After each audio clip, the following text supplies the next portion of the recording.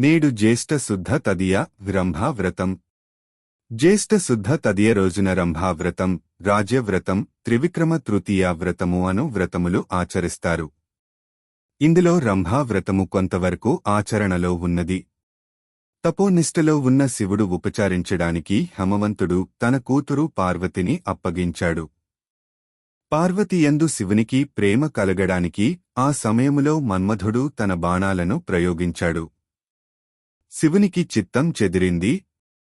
అందుకు శివునికి కోపం వచ్చి తన మూడవ కన్ను తెరచుకోగానే మన్మథుడు భస్మమయ్యాడు. శివుడు అక్కడ నుండి వెళ్ళిపోయాడు. పార్వతి చిన్న బుచ్చుకుని ఇంటికి వచ్చేసింది. తల్లి ఎదురుగా వచ్చి ఆమెను గుచ్చి కౌగిలించుకుంది. పార్వతి బావురుమంది. తల్లి ఓదార్చి ఆమెను తండ్రి అయిన హేమవంతుని వద్దకు తీసుకువెళ్ళింది. ఇంతలో అక్కడికి సప్తమహర్షులు వచ్చారు. వారికి హేమవంతుడు తన కూతురు సంగతి చెప్పాడు. అప్పుడు ఆ మునులలో భృగువు ఆమెను ఒక వ్రతం ఉంది, నీవు ఆ వ్రతం చేస్తే శివుడు నీకు భర్త అవుతాడు అని పలికారు. అప్పుడు పార్వతి ఆ మహర్షులను ఆ వ్రతమును ఎప్పుడు ఎలా చేయాలి అని అడిగింది. దానికి ఆ మునివర్యులు ఈ విధంగా చెప్పారు. బిడ్డా, ఈ వ్రతాన్ని పెద్దలు రంభా వ్రతము అంటారు. రంభ అనగా అరటి చెట్టు. ఆ వ్రతాన్ని జ్యేష్ఠ శుద్ధ తదియ నాడు చేయాలి. ఆనాడు ఉదయాన్నే స్నానం చేసి అరటి చెట్టు మొదట ఆలికి వాళ్లేనా ముగ్గులు పెట్టాలి. రంభకు అధిష్టాన దేవత సావిత్రి కనుక అరటి చెట్టు క్రింద సావిత్రీ దేవిని పూజించాలి. అంతట పార్వతీ మహాశయ, అరటి చెట్టుకు సావిత్రీ దేవి అధిష్టాన దేవత ఎలా అయ్యింది అని అడిగింది. దానికి సమాధానముగా భృగువు ఇలా అన్నాడు.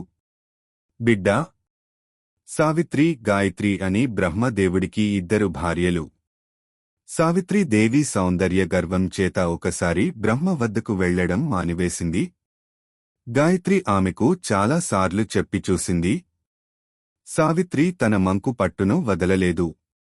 బ్రహ్మకు కోపం వచ్చింది. ఈ లోకాన్ని వదిలిపో, మానవలోకంలో బీజం లేని చెట్టువై పుట్టు అని అతడు సావిత్రిని శపించాడు. అప్పుడు సావిత్రికి పశ్చాత్తాపం కలిగింది. బ్రహ్మ కాళ్లమీద పడి మన్నించామని ప్రాధేయపడింది. కాని బ్రహ్మకు దయరాలేదు. గత్యంతరమూ లేక సావిత్రి భూలోకానికి వచ్చి అరటి చెట్టై పుట్టింది. అరటి చెట్టుగా ఆమె బ్రహ్మ గురించి 5 సంవత్సరములు తపస్సు చేసింది. అప్పటికి బ్రహ్మకు మనస్సు కరిగింది. జ్యేష్ఠశుద్ధ తదియనాడు అతడు సావిత్రికి ప్రత్యక్షమయ్యాడు. నీవు ఒక అంశతో అరటి చెట్టును ఆశ్రయించుకుని ఉండు. అరటి చెట్టు ద్వారా నిన్ను పూజించేవారికి కోరికలు ఈడేరుతాయి. ఇక నీవు నాతో సత్యలోకానికి రావచ్చు అంటూ బ్రహ్మ ఆమెను తీసుకొని పోయాడు. సావిత్రికి శాపమోక్షమైన దినము కాబట్టి జ్యేష్ఠ శుద్ధ తదియ ఒక పర్వదినమైనది. అప్పుడు పార్వతీ, స్వామి, అయితే ఈ వ్రతం చేసే నియమాలు దయచేసి తెలియజేయండి అని కోరింది. అందుకు భృగు మహర్షి, బిడ్డా, ముగ్గులు పెట్టి అరటి చెట్టు కింద మంటపం వేయవలెను. దానిని సరస పదార్థ సంపన్నం చేయాలి.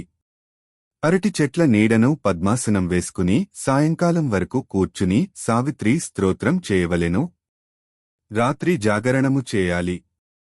మరునాటి నుంచి పద్మాసనస్థ అయి పగలు సావిత్రి స్తోత్రం చేస్తూ రాత్రులు అరటి చెట్ల క్రిందనే విశ్రమిస్తూ ఉండాలి.